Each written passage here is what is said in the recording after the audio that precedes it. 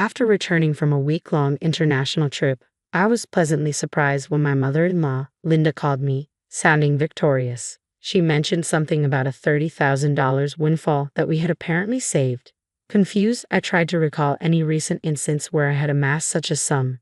As a freelance jewelry designer, I do maintain a savings account for unexpected expenses, but I certainly don't keep large amounts of cash around, and my bank card was securely with me.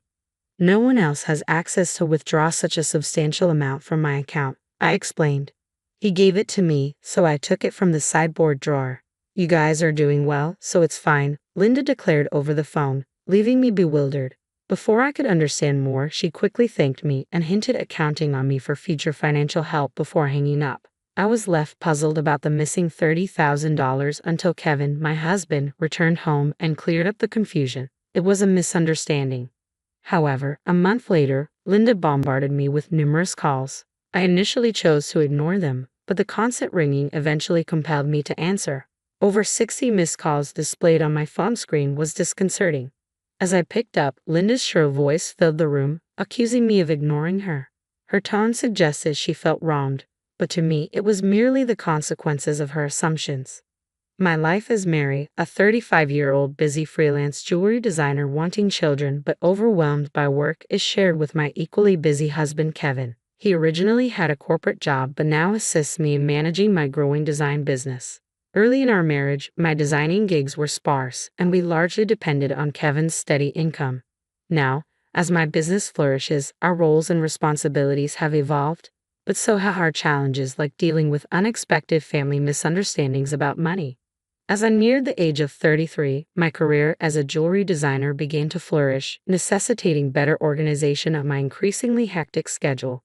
Sensing the growing demands of my business, Kevin, who was well placed in his company and on track for promotion, made a bold decision. He resigned from his job to partner with me, applying his skills in management to our joint venture. Together, we secured contracts with prestigious international brands, enhancing both our professional and personal lives. However, managing success came with its unique set of challenges, particularly involving Kevin's mother, Linda. Living alone in the family home, she perceived our lives through a lens of luxury and often approached us with financial requests. "You always seem to be living so lavishly, I'm jealous," she would comment. As part of my role, attending product launches and dinners with executives was routine, yet Linda saw these obligations as mere leisure. Her requests grew more personal over time. My friends soon asked me for money to throw a party on one occasion. Although it might seem like we could easily afford such expenses, maintaining our business image was costly and filled with obligations that we couldn't ignore. We weren't living in luxury. These were necessary aspects of our work. Linda, draped in envy and often sarcasm, failed to grasp the nature of our expenses. Dressed up beautifully, eating at expensive places. "I envy you," she would say, despite my repeated refusals. Kevin, being her son, would occasionally acquiesce to her demands, reasoning that a little financial help was a small price for peace. "If giving her a little money keeps her quiet, then it's worth it," he'd argue, finding it simpler to appease her than to have our work disrupted. Yet Linda's demands only escalated. Recently, she expressed a desire for a new dress for an upcoming gathering. Just the other day, Linda came over and pestered Kevin. "Wouldn't a two-piece suit work?" "We've been asked to buy clothes before," I explained. She insisted there might be cheaper options, but what Linda wanted certainly wasn't cheap. Her rebuttal was that it was a fancy party and she couldn't be the only one dressed in old clothes. Furthermore, she insisted on a matching bag, leaving us exasperated. To manage her frequent requests, Kevin had previously set up a credit card in Linda's name, instructing her to use it for her expenses. Initially, she overspent significantly and was cautioned by Kevin. Although he asked her to inform us before making significant purchases, she continued her extravagant spending. This pattern of financial demands has left both Kevin and me at our wits' end, trying to balance the delicate act of supporting family while maintaining the integrity and sustainability of our business. I discovered an exquisite ring and couldn't resist purchasing it, though I regret not informing you beforehand. Unfortunately, the bill was exorbitant. If spending is going to be this unrestrained, perhaps it's best to return the card. We simply cannot cover these costs. The credit card was in Linda's name, but Kevin was the one managing and paying the bills. Linda seemed to misunderstand the purpose of the credit card, treating it as if it were an unlimited resource. She didn't grasp that every purchase made would eventually need to be paid for, and since the money wasn't coming directly from her own pocket, she continued to use it freely. Recognizing the need to curb her spending, Kevin decided to set a spending limit on her card. This led to Linda storming into her home one day, frustrated and complaining. "What the heck? I couldn't pay for my shopping the other day." We explained that your excessive spending was straining our finances, which necessitated lowering your monthly limit. Kevin replied calmly. "It's still enough, right?" he asked, trying to maintain some peace. "But you two are still dressing up, going to fancy places. How is what I'm doing any different?" Linda protested, viewing our activities as purely recreational. "That's part of our job, Linda. If that's a job, then what I'm doing isn't any different. It's unfair that only you two get to have all the fun," she argued. While it's true that her work involves attending product launches and parties in luxurious venues, these are professional obligations, not leisure activities.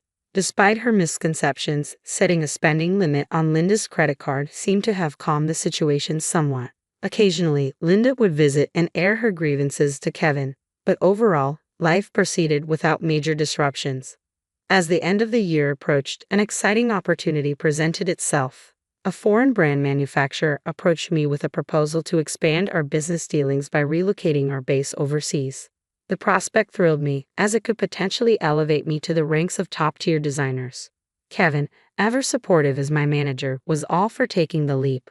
"It's a chance we have to take," he affirmed. However, the prospect of moving abroad brought a new concern: Linda. Given her past behavior, it was a legitimate worry that she might insist on joining us overseas. The idea of living internationally was appealing, yet the thought of dealing with Linda's demands in a new country was daunting. When we shared our plans to move overseas for work with Linda that weekend, she responded exactly as we predicted. "I want to come too," she declared, assuming our move would be an endless vacation. Kevin tried to clarify, "We're going there for work. It won't be as leisurely as you think," but Linda was skeptical. "You're trying to trick me. You plan to live even more lavishly there without me watching," she accused. "We're not moving there permanently. We'll come back after our work is done," I explained, trying to ease her concerns. "Yes," she retorted, "you're saying that, but you're planning to leave me behind, aren't you?" Exhausted by this repetitive argument, both Kevin and I were weary.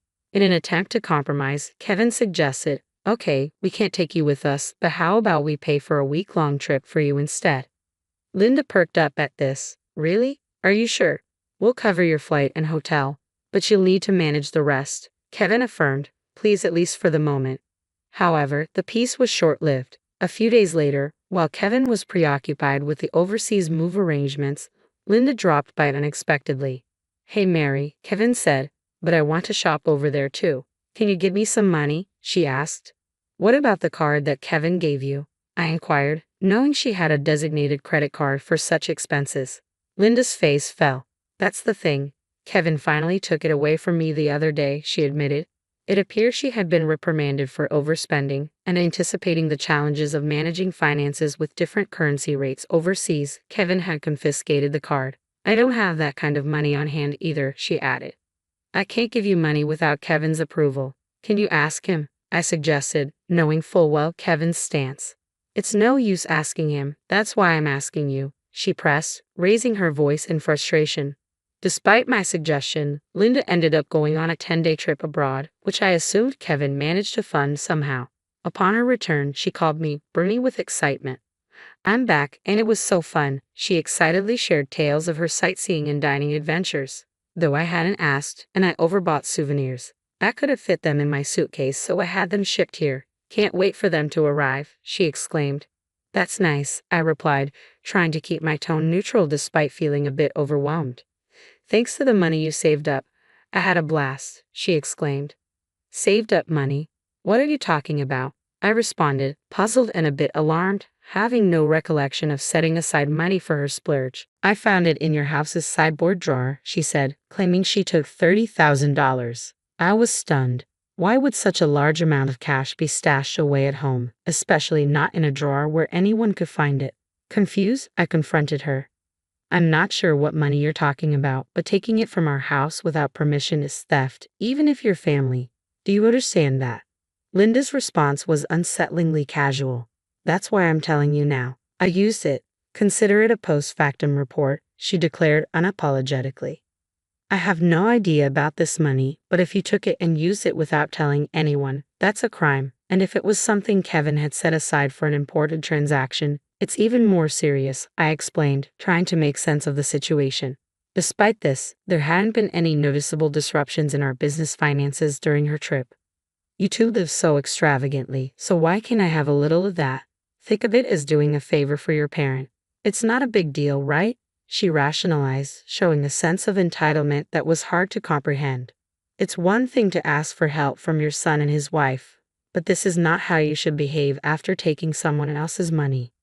I replied, still in disbelief. I'm glad you enjoyed your trip, but I'll have to discuss this with Kevin when he returns. Kevin will understand. After all, I'm his only mother and $30,000 isn't much to him, she assumed. All right, I'll pass the message along, I said, astounded by her lack of awareness. Later that evening, when Kevin came home, he looked troubled. Mary, do you know about the money I left in the drawer? He asked urgently. 15 days ago, I withdrew it from my bank account, and now it's gone. Keeping such a large sum in a drawer, didn't you think it was careless? He questioned. I needed cash immediately for an urgent payment. Do you know anything about it? It suddenly clicked. Linda's earlier call, thanking me for the $30,000 and mentioning how much fun she had, made sense now. It was Kevin's money, meant for a crucial purpose. Kevin, today Linda called, thanking us for the $30,000 and saying she had a blast with it. I didn't understand what she meant until now, I explained, piecing everything together. So, it was Kevin's money, but what was such a large amount meant for? I asked. Hey, if it wasn't for a business payment, we've been doing bank transfers for a long time, right? Why cash all of a sudden? I questioned, trying to understand the whole scenario while dealing with the ramifications of Linda's actions. I was aware it was Kevin's money that had disappeared, but the full context was still unclear to me. Linda, it turned out, had taken the money without informing us, and I needed to understand why. I asked Kevin, puzzled by the situation. Kevin began to unravel the backstory. After he had reduced the credit limit on Linda's card, she started secretly borrowing money from various sources, including consumer finance cards and credit cards she had opened without our knowledge. When Kevin discovered her growing debt, he took away all her cards and withdrew cash to settle her debts directly, aiming to bypass the banking system to keep our business accounts clean and maintain trust with our partners. This was also partly a farewell gesture, as we're moving abroad and won't be around to manage such issues for her, Kevin explained. I plan to handle her debts discreetly to prevent our financial records from getting complicated. A month had passed since then, and as I was busy packing for our move, Linda's frequent calls became hard to ignore. When I finally took her call, her voice was tinged with desperation. Why aren't you answering my calls? I've called so many times, she said, almost in tears. I'm sorry, Linda. I've been caught up with the move. What's going on? I asked, trying to remain calm and give her a chance to explain her side. It's not just one thing, it's everything. They're asking for payments almost every day. It's too much, Linda confessed, her voice cracking under the strain. Have you tried contacting Kevin about this? I inquired, hoping she had sought his help first. He seems to be blocking my calls. I can't get through to him at all, Mary. You're my only hope now. Please help me, she pleaded. I realized then just how complex the situation had become. Linda's financial recklessness had led her into a labyrinth of debt, and now, isolated from Kevin's assistance, she was turning to me as her last resort. As we prepared to start anew in a foreign country, the challenges of dealing with Linda's financial chaos loomed large, demanding immediate attention before we could fully focus on our new beginnings.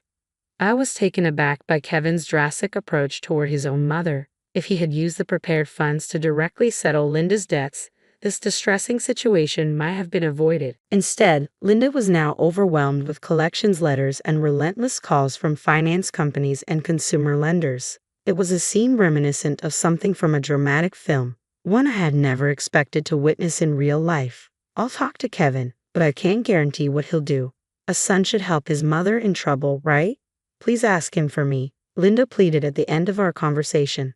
However, with our impending business expansion and stretched financial resources, we couldn't afford to further assist Linda, especially given that she had misused the money meant to settle her debts. When I relayed the details of the call to Kevin upon his return home, he responded with a mixture of fatigue and resignation. I had planned to sort things out before we left, but she squandered that chance herself, he said coldly. Indeed, the money was originally earmarked to clear Linda's debts, but she had instead blown it on a lavish trip, leaving no room for excuses. As Linda's calls persisted, I followed Kevin's lead and set her number to block. Although part of me wished to help her, she was, after all, Kevin's mother. There was nothing I could do if he had chosen to detach from the situation. Meanwhile, the day of our move overseas was quickly approaching, and I still had a lot to pack.